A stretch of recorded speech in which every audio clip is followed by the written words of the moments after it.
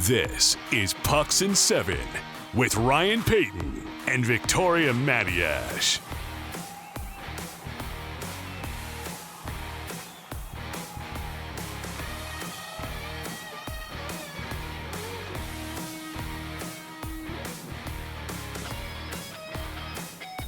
It is July 1. Happy Canada Day to everybody. July 1 also means free agency in the National Hockey League. So many trades and signings happened on June 30th. So you think, what's left? Well, there's going to be a bunch to happen today, but some major players either re-signed or they were dealt. Mitch Marner to Vegas. So we're going to dive into that here on Pucks and Seven. Ryan Payne, Victoria Matiash. We'll talk Patrick Kane. We'll look at some of the ones too still left out there. Again, we're doing this in the morning on Tuesday. So some of the ones that we're going to talk about, it may change by the time the day is done. Probably will, but maybe not. Only time will tell. And some tough news too for Alex Pietrangelo. We never want to hear anything like this. He's dealing with a lot of things. So we'll get into that in just a second. Bill Zito. I'm going to preface what we're going to talk about because everybody knows what is about to come out of our mouths with Brad Marchand, Sam Bennett, and Aaron Ekblad. The fact that he's still, regardless of what he did the last couple of days, few days after the Stanley Cup, the fact he has still not won a GM of the Year award is a travesty. With all due respect to Jim Nill, it's a travesty. The fact he hasn't won one in the last 3 years when this team went to the Cup 3 seasons in a row. They've won back-to-back. What's Jim Nill done? Yeah, he's made some moves. Yes, Dallas has made it to the Western Conference, but they've never advanced. It's a travesty, Vic. Anyway, I'm putting a stamp on it already. Give him the GM of the Year for 25-26. Well, if the Florida Panthers fail to make the playoffs, that's probably the only way that he doesn't win it. It's now been so many in a row. Already unbelievable. Yeah. Okay, so the moves that we can just go through them very quickly so everybody knows what we're talking about. Brad Marchand, okay, there you have it. That's the total. Brad Marchand signed 6 times 5 and a bit. Yep. Good enough. Sam Bennett, 8 times 8, which made perfect sense. That was a couple of days ago. Made perfect sense to everybody. And then the bargoon, as far as I'm concerned, Aaron Ekblad is signed long-term, which people didn't necessarily expect. But what's he making, Ryan? 6 something? 6 and change? Yeah.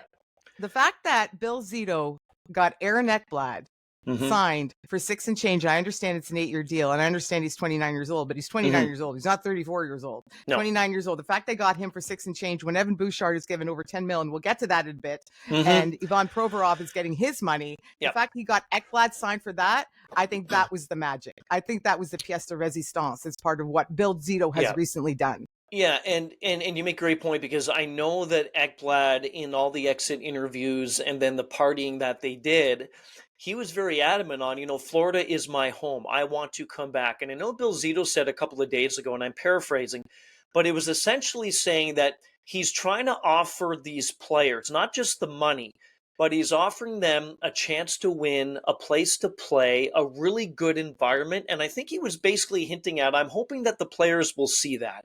It's not all about the money. It's about the culture in Florida. But right now, the team, they have $500,000 in cap space. That's it. It's $1 million and a bit, I think. Is that what it is? Yeah. No. It doesn't even matter. It doesn't even matter. 500. It's $1.2 million, I think, right now, and they still have to sign 7 more players. Okay. I thought it was a bit, okay. Anyway. It doesn't even matter. It doesn't matter. But the fact is that they have to sign that many, but the ones that they have intact for the next number of seasons, Barkov, Tkachuk, Reinhart, Bennett, Verhaeghe, Marchand, Anton Lundell through 29-30. On the back end, Jones, Ekblad, Forsling. I know Mikola's a UFA after this upcoming campaign, but whatever. Then you have Sergei Bobrovsky into the final year of his contract at $10 million. He's going to be UFA in 26-27. Give a ton of credit to Bill Zito and the rest of that brass and the rest of that team. I have no words. We'll just leave it at that. I want to bring up Brad Marchand for a second here, Ryan. Yeah. This is the only part that really floored me. I'm not surprised that they re-signed Ekblad. I know they wanted to. And Sam Bennett, we all assumed was going to re-sign in Florida. Right. I really believed I was wrong on 2 fronts here. I thought Brad Marchand was going to test the market. Even if he re-signed, in Florida eventually, I still thought that he was going to go and see what was offered out there. What's with the 6 years, though? That was the second part. Sorry. Yeah. Honest to goodness, I thought this would max out at 4. He's not playing when he's 43. He's not playing hockey at 43. I'm sorry, you're not going to be playing hockey. No, he's not. There's no chance. Brad Marchand is not going to play hockey. Who plays hockey at 43? If you're not, Yager. Yeah, by the way, I did hear, and this was, I wouldn't be surprised.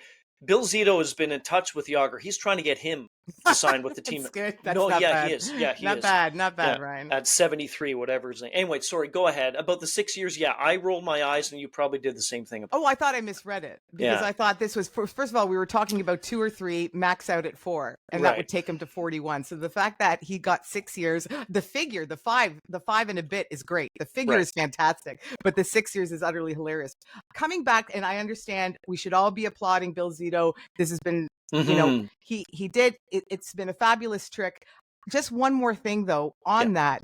We were talking about the cap space. They need more players up front. They need 1 or 2 more defenders. They need another goaltender. They don't even have a backup signed right now, Ryan. With $1 million and a bit, even if they trade Evan Rodriguez, Ryan, that's $3 million. Yeah. So let's say they get somewhere that they have $5 million to spend. They still have to put some bodies in there to play, and there are some holes. So it's going to be, I'm not calling him the magician yet, because I want to see what this team looks like on October, whatever, in the first week of October. And then I will be impressed if he pulls this off, because right now the math doesn't make sense to me yet. Right. I'm looking at, again, like Puckpedia or whatever that is. They say $500,000. They say 500,000. I'm going to go with that, but it doesn't matter what it is. It's not very much. But Bill Zito's going to find a way to do it. He'll find a way to do it. I'm sure he will. He always does. Mitch Marner to Vegas. If I were to tell you that at one point in his career that Mitch Marner would be traded for Nick Roy, what would you say? Just put aside the sign and trade. Put aside the money. Put aside the deadline. I'd have some questions. Right.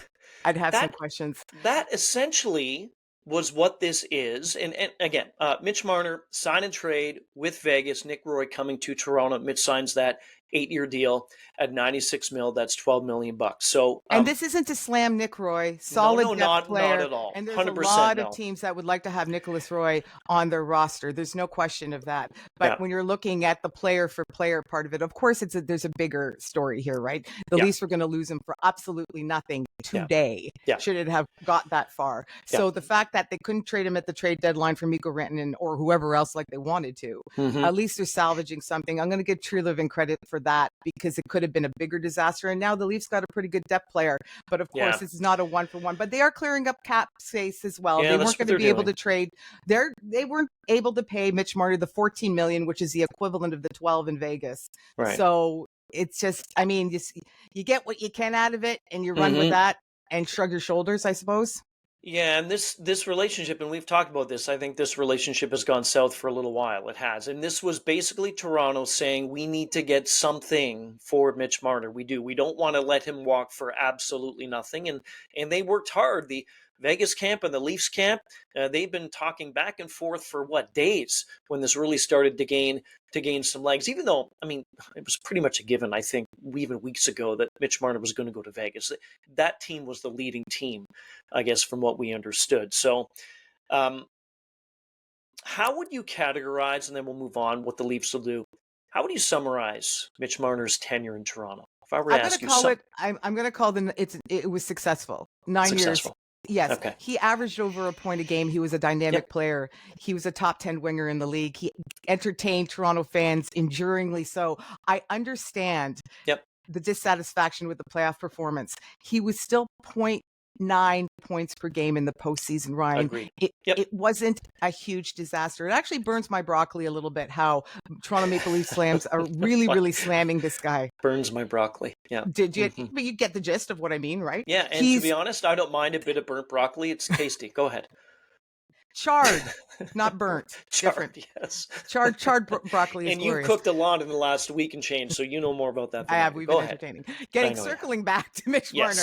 Right. Yes, it's not ending the way that everybody would have liked. Yeah. Of course, we're disappointed with the playoff performances, but it's a team game still. Yeah. You can't hang it on one player. Now we're going to go watch him score 110 points on Jack Eichel's flank next season in Vegas. I know. And he's going to, I think this is a change that everybody needed. He was tired of this, but I'm still going to call it a successful run, because you can't call it anything else. No, I'm with you with that. The only unsuccessful part was the postseason, but you can't just blame him. You got to blame the other ones on that team. One guy. Yeah, it's not just one team. One guy. Yeah. And the unfortunate part of it, though, is that a lot of people will not be with us and agree with our takes on this. They will say, well, he didn't do anything in the playoffs, and he didn't win the cup, and he didn't this, he didn't that. That's fine. You're entitled to your opinion, whatever you like. But there's not many players in the league that can get you 80, 90, 100 points pretty much almost every given season. He's magical with the puck, too. No, he is. Even when he isn't scoring, fantastic. he's making plays happen, like anybody who's watched him. But now it's time to turn the page. So what does Toronto do now? Because right now, they need a scoring winger, Ryan. They do. If you look at that top four, you've got William Nylander and you've got Matthew Knies. The Matias Michelli deal, great. I don't want Matias Michelli playing on the top line with Austin Matthews because that's the last resort or the only option available. Max Domi, sure. Bobby McMahon, I guess. But you need somebody else to fill the void left by Mitch Marner, at least somewhat.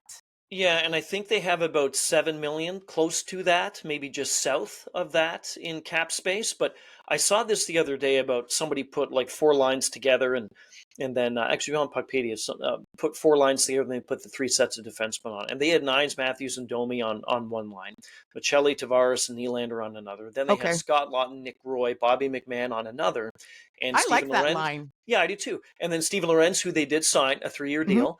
1.35. They had Lorenz, David Kampf, and Kalle Järnkrok on their 4th line in Toronto. So what the kind of the word is? Look, Brad Treliving wanted, and a lot of teams did. Brad Treliving wanted Brad Marchand. There is no discussion in my mind that he did not want him, but Bill Zito took him, and so now that's it. So now what do? I would think that they would probably look at trying to trade more than sign players, because how can you sign? I mean, who's out there right now? You're not going to get a Nick Ehlers. That's not going to happen. He's $10 million. Right. You can't so that's pay it. done. And we'll get into some of the other guys in a second.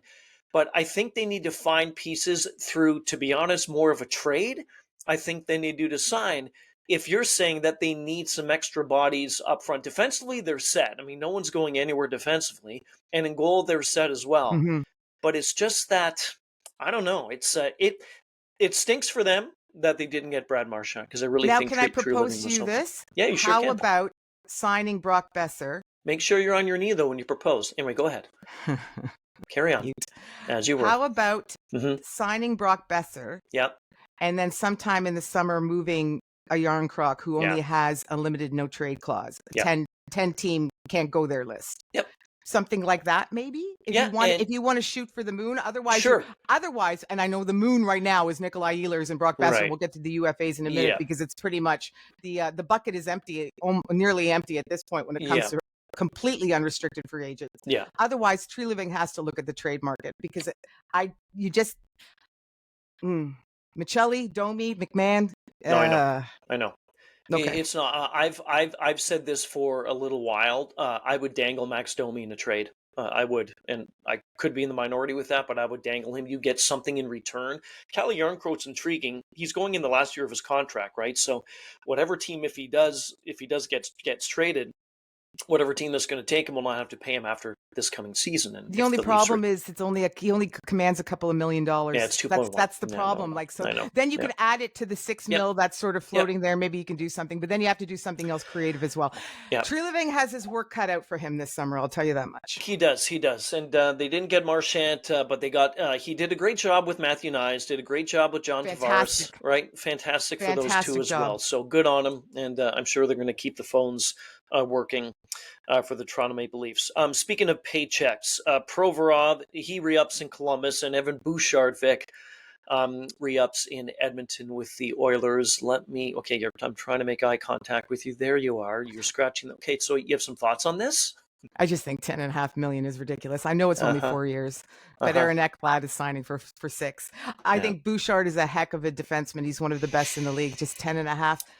But it's 4 years, and then he's betting on himself, hoping, not hoping the cap is going to go up. The cap is going to go up, hoping that he continues to progress and then command more money down the line. I like the roll of the dice on behalf of the player. I can't blame him for taking 10.5. I still think he's an $8.5, $9 million. But you're worth. We say it all the time. 100 times we've already said it this year. You're worth what people are willing to pay you. Good for Evan Bouchard. Provorov at $8.5 million. Yeah. Provorov at $8.5 million. Mm-hmm. You're obviously not in the. I'm just, you know what? I'm gonna let that just simmer for a minute. Provorov, 7 years at $8.5 million. I think there's something with defensemen. There's something with defensemen in the league, and the money didn't really hit me until now. With really, which you're saying, just kind of let that simmer. That's a lot. He's 28, sure and he's a left-handed shot defenseman. And I just think if you are a decent defenseman, if you have skill, you're going to cash in on the market. Evan Bouchard is what? He's mid-20s, I think. He's a right-handed shot defenseman. Like Noah Dobson, when he was traded to Montreal and he signed that huge deal, a right-handed shot defenseman at your mid-20s.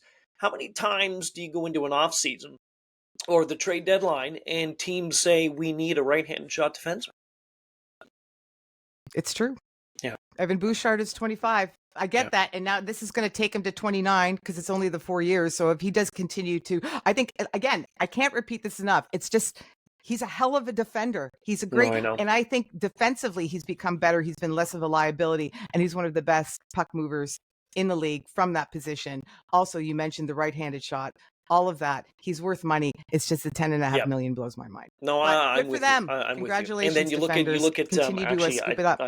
I wanted to put this today, and I made sure I remembered it. You look at the contracts by Quinn Hughes at 7.9, and then Cale Makar at 9, and you compare those to the ones that we just said. I mean, I would take Quinn Hughes and Cale Makar any day over Evan Bouchard and Ivan Provorov. Patty Kane, kind of like these veterans that sign these deals with a lot of incentives. We've seen Jonathan Toews do it in Winnipeg, Jamie Benn do it in Dallas, now Patrick Kane, he re-ups in Detroit. This deal could be a total of $7 million. It's the base, and then you have all the incentives and the bonuses and what have you. I love Patrick Kane. I really think he can still give something to a team. He's happy to be back in Detroit. If he wasn't with Detroit, I could guarantee you this, that he would have signed somewhere very quickly if he did hit that open market. He really improved, and it's funny to talk about Patrick Kane improving, but since he started to feel healthy, yes, and it took him true. almost it's a great entire year. A great point. And then he started to score goals again, and he started to look like Patrick Kane, not prime Patrick Kane. I mean, he's an older man now. Yeah. But basically in the wintertime, January, February, March, that's when we started. And that's when he came out and said, I finally feel good. I feel good again, and so I can contribute again. And I do think the fact that he only signed for a year, I think that's great for both sides, because then he can sign for a year after that if he has a good season. And of course, all the bonuses make it worthwhile. Patrick Kane don't need no money, but you still deserve to be paid to do the job that you're tasked to do. And $7 million, if it all works out, that's a pretty nice annual earning for somebody at his stage of his career. First overall pick in 2007. It's been that long since he's been in the league, and last season I remember that too, and that's my goodness, it's so long ago. Babyface Patrick Kane. He had 59 points last season. There's nothing wrong with that. At 36, there's nothing wrong with 59. And he was more effective as the season wore on, and I think that's what's most promising about it. And for these players too that are getting toward the end, I mean, outside of Brad Marchand, who just signed a 15-year deal with Florida. When these might as well be. He's still playing at 55. When these players are getting toward the end, you're going to see more of this. Give me a 1-year contract. Let me just bet on myself. Low risk, high reward for any team. And you mentioned it. Patrick Kane puts up 60, 65 points or something like that, and he feels healthy.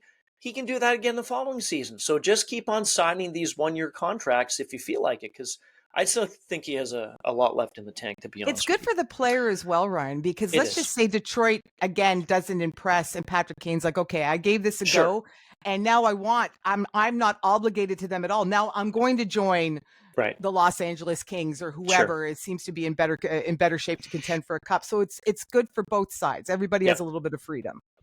So I just mentioned Patrick Kane has a lot left in the tank, I think. Well, who's left in the tank now as we hit free agency? Not a lot. Today being July the 1st. That kind of the crappy thing about yesterday was that, hey, all these big names. I mean, I know a lot of them, no team didn't want them to get to free agency. That's fine. But, man, now who's on the board? Anyway, you look at kind of some of the best of the rest. Ehlers, Besser, Granlund, Gavrikov, we have it at the bottom of the screen. And again, a lot of this stuff can change over the course of this day and maybe into tomorrow, maybe into the next day. We don't know. But there is going to be some signings. There is going to be some movement. Out of the list that you're looking at below here, the Nick Ehlers one certainly is one. And he said, Kevin Cheveldayoff said this a number of days ago. He said, look, we're still talking to him, and we will talk to him as long as we possibly can. Hopefully, the last conversation will be congratulations on this new contract with our team. But I'm not surprised, and this has been the sentiment for a little while, that Nick Ehlers will test free agency. But don't forget, Jets fans, it doesn't mean that he's not going to re-sign with your team. It's just he wants to see what's out there. You know, at this point, when you're the top player considered left available as an unrestricted free agent, your agent is telling you there is no way you're signing squat until No. Yeah, well said. Because you are, whether it's by the Jets or whether it's by somebody else, you are going to get paid. In fact, you're going to get overpaid. So you might as well grab your bags of money, at least listen. And if you're more content sticking with a team that you're very comfortable with and you want to contend for a cup with, so be it. But at least hear what's out there. And the same thing goes for Brock Besser now. Brock Besser is going to get paid $8 million, Ryan. He will. Yeah, somebody's going to give him, because he is probably the best goal scorer available left on the board. And so he's going to get 8 million. I mean, 8.5. Oh my goodness. Yeah. And with Brock Besser, this is the most intriguing thing for me with whatever team he signs and whoever he's with by the time training camp starts in September. Everybody knows that last season in Vancouver, it was messy. It was just the JT Miller saga, the Elias Pettersson saga. They tried to trade better. I mean, everything was just yuck. So now Miller's gone, Pettersson's still there, and then Besser needs a change. So I will be very intrigued, regardless of the contract that he signs. He's got a lot of talent. He's a talented player. This change of scenery for him, wherever it may be, I think is going to do him the world of good. Putting the money aside, sign him for $1. I just think he needs to get out of Vancouver officially and kind of restart and re-rev the engine, if you will. He's going to get more than $1. He is. It's going to be $1.50, maybe. Probably, times a few. Plus incentives. This is the right. Yeah. This is my most intriguing free agent watch. I'm very curious to see, because I don't really have an idea. We're hearing about Ehlers back in Winnipeg or maybe Carolina. Gavrikov is now the fact that he didn't broker a deal with Los Angeles, maybe New York. You're smelling. Elliot Friedman says that Granlund might land in St. Louis. So you're hearing these different rumors about, because of course there's no tampering in the NHL. What? You're hearing what? You're hearing where these players, and Besser, I just don't have a read on it.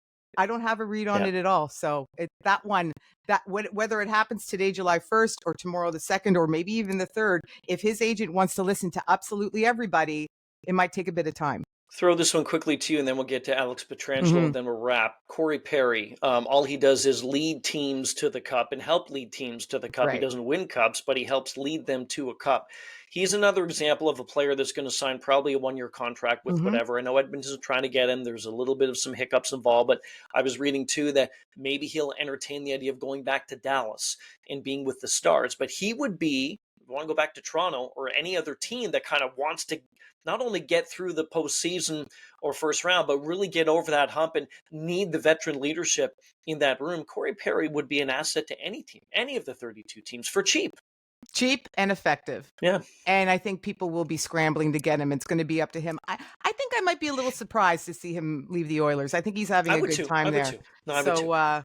And how many times can you move around? And he's been moving around quite a bit lately, that if you want to stay put for a little bit. And also you're with a team that just went to the Stanley Cup final. Yeah, right? I know. Yeah, you're tight. No, you're tight.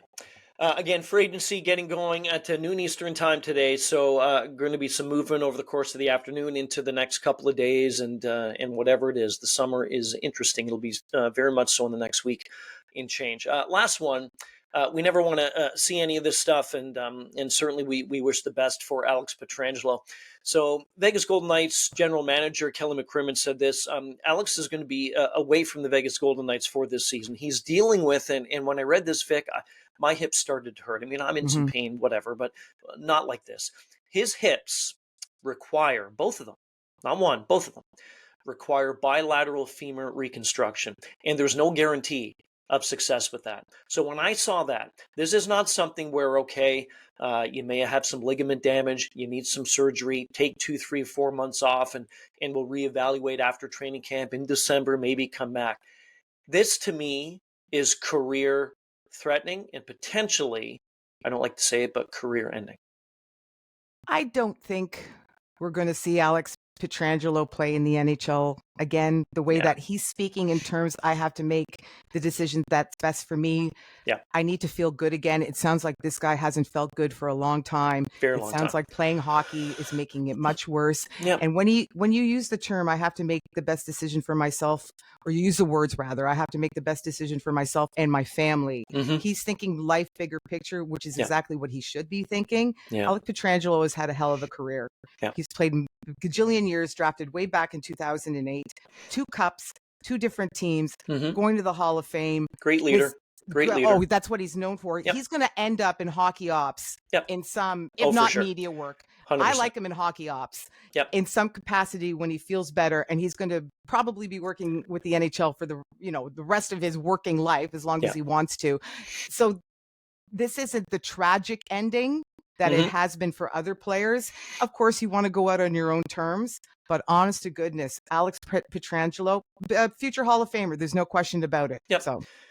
And McCruin did say too that during the Four Nations break, they gave Alex some treatment, and he tried to get better, but there was just nothing that came of that for him. He's only 35. Again, we talk about Marchand and Kane and Perry and Jonathan Toews, other ones in the mid to late 30s that are continuing, but this one's tough. It is. So look, we love watching him play. Certainly hope it's not the end, but obviously the family's first, and also the health of him is first and foremost as well. All right. Again, we talked about Bill Zito, Mitch Marner, a lot of signings, that sign and trade certainly on Monday, and free agency getting going.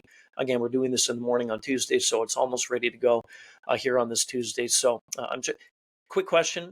How many significant signings are there going to be today? Significant? Yes. Like the Ehlers. We're going to see him done. We're going to see Besser. We're going to see Granlund. We're going to see... I don't think... I hate making these predictions because the opposite always happens. I don't think Nikolai Ehlers gets signed today on July the 1st. I think his agent wants to talk to as many teams as possible. That takes time. Yeah. And I think Besser is tomorrow on July the 2nd. So I don't think we're going to see any wahoos, maybe a Jake Allen or something like that today. But nothing out of the big ones. Like one small footnote to that, Ryan. Yeah. You know how the NHL, and you and I talked privately about this a couple of days ago, the NHL is looking to really hammer down on the tampering issue. Yes. And they want to make an example. There's rumors they want to make an example of a team. So how can you have a deal roll in at 12:05? Yeah, no, I know. Yeah. Because that's indicative that you've obviously been talking. You can't make it obvious. So even if say the Rangers have something hammered out with Gavrikov, and I'm not suggesting they do at all, but I'm just talking theoretically. And they have to at least wait till 2:30 or something, or 1:30. I mean, that would really be that'd be very suspect if that like this just didn't happen and wasn't consummated in 4 minutes. It took 30 seconds for us to get this done. Right. 12 o'clock. Hey, yep, good. Boom. I don't know. So you're saying essentially, as we wrap, keeping the Canada Day theme going, not a ton of fireworks today, but there's going to be a lot very of, well done. Course, and across also the country. Happy Bobby Bonilla Day to everybody who celebrates. That was for your benefit. Yeah. Don't even get me going on that. What a contract. What a 2035. Smart man. Ridiculous. Is that what it is? 2035. So we have 10 more years of this? Wow. Great. Can't wait to do this in 35, or you say, finally it's done, Bobby Bonilla Day. All right, Pucks and 7. Ryan Payton, Victoria Matiash.